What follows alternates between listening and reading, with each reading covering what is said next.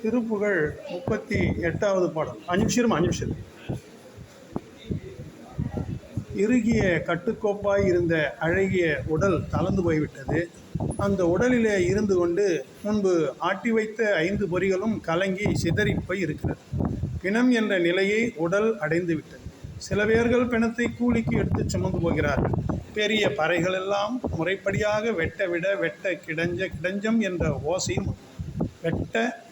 வெட்ட விட வெட்ட கிடஞ் சங்கிடம் சம் என்று சொல்லக்கூடிய ஓசையிலே முழங்குகிறது. மக்கள் எல்லாம் ஒன்று கூடி பிணத்தை தொடர்ந்தும் சிலர் செல்லும் வழியிலே புரண்டார்கள். சிலர் பிணம் செல்வதற்கு வழி விடுகின்றார்கள். இந்த பொய்யான வாழ்வை விட்டு உன் திருவடிகளை அடையும் வழியை நான் உணரமாட்டேனே முருகா. பட்டு புரிவி செல்லும்படி ஆணவம் கொண்ட உயரமான கிரௌஞ்சமலையை வேலாயுதத்தால் பிளந்தெறிந்தாய். கடல் முழுதும் அலைவற்றி போய் குழம்பாக போகும்படி கூர்மை கொண்ட வேலாயுதத்தை செலுத்தினாய் முருகா. வலிமையோடு எதிர்த்த அசுரர்களின் முடிசாயும்படியாக அடியோடு அழியும்படி வெட்டினாய். தலையற்ற உடல்களும் பெரிய கழுகளும் நடனமாட சூழ்நிலையை உருவாக்கினாய். இரத்தம் குளமாக பெருகச் செய்தாய். அசுரர்கள் கிரீடங்களில் நின்று மணிகளெல்லாம் சிதறி விழ வைத்தாய் முருகா.